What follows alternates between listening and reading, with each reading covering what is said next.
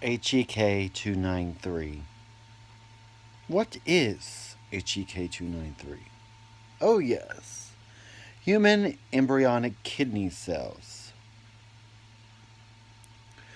Recently, I discovered that we no longer, or will pretty soon, no longer have the freedom to speak our minds. And that's what we get on YouTube for, is to speak our own minds. Um, it's tragic, really. And I learned it through a friend of mine. She had posted a video, and this is kind of like a reply video to her video on YouTube. I will not mention her name. And also the debate part where she said something about that Hillary said something like, if I was president, I wouldn't be doing what you are doing, Mr. Trump. And that's when Mr. Trump said something like, well, that's because you're afraid. Oh, yes, it was something about the police or something, um, around that kind of like line, or judicial system or something around that kind of line. Um, and that's where he's like, I'm afraid that's because you're afraid you're going to go to jail. Uh, Haha. I think the whole thing was run by Trump. I think he knows what he's doing, and that's the reason why he's saying the Benghazi thing, just to make money for him to run on his campaign. And he's got all these movie stars saying this because he's making money, man. He's making money. Now, HEK 293, of course, it talks about do not eat human flesh. But what are we doing? We're eating McDonald's, HEK, Burger King, HEK, all the major corporate world. It's got HEK, GMOs, which is genetically modified. So that means it's in a laboratory, grown in a laboratory.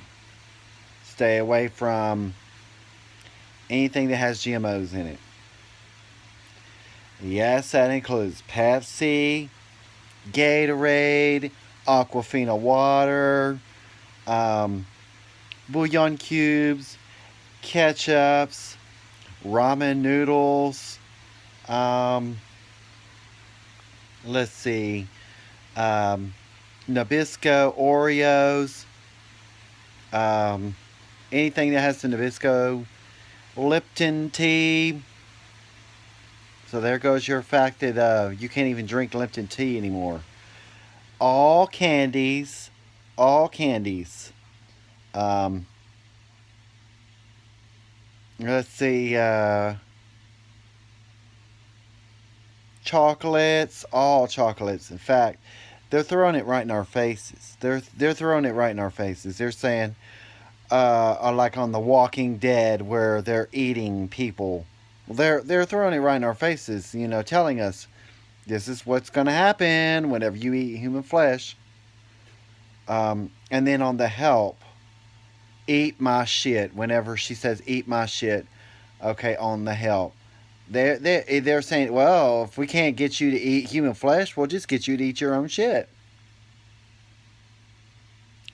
Guess nobody really cares, but like my friend says, we need to start preparing.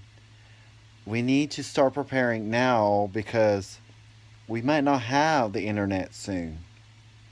So we need to prepare for, and we need to find like places we can gather as in groups, to expose the truth for what it is. And there are consequences for eating human flesh. And of course, she could go into more detail about what the the corporate world has, and the Illuminati, the Pope. Um, I'm not necessarily saying the president and the people that are in the debate right now, they have their hands tied. They can't go against what the New World Order wants. And there are many other parts of this pie that we'll be going over with. This is going to be the first segment that we're going to go over. And then we're going to go over what their plan is. And of course, we're starting here about global warming and climate change, and I think these are codes that it's going to happen soon. And part of the effect of eating human flesh is memory loss, or what's the term or the word? Oh yes, Alzheimer's disease. And then, of course, Lou Gehrig's disease, which is like a muscular dystrophy. It's disabling your muscles. Because, of course, if you eat human protein, human flesh, of course, if it's in your system, because you don't necessarily have to eat meat to get protein. Because every kind of food that you eat has protein in it, and you get protein from.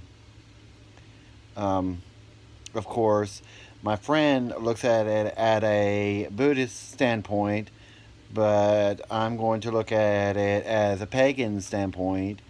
And of course, the pagans in the old days used to eat the hearts of the king to become king,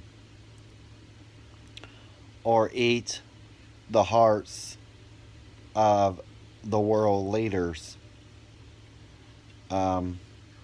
So my standpoint on that is that I think that they were probably trying to get revenge on those that had killed their people in the beginning, because Christianity has their twists and their turns, as the Pope has a staff with a snake around it. If you notice carefully, he wears a red robe. Sometimes he wears a red robe. And then sometimes you will see this, that he will do this, or you'll see this, which means peace. No, I don't think so. No, it does not mean peace. What this means is so above, so below. And you'll have to study more in the pagan arts, and you'll have to study more in numerology and astrology, and also you have to read about Baphomet to understand. And I'll be going over all these subjects with you soon.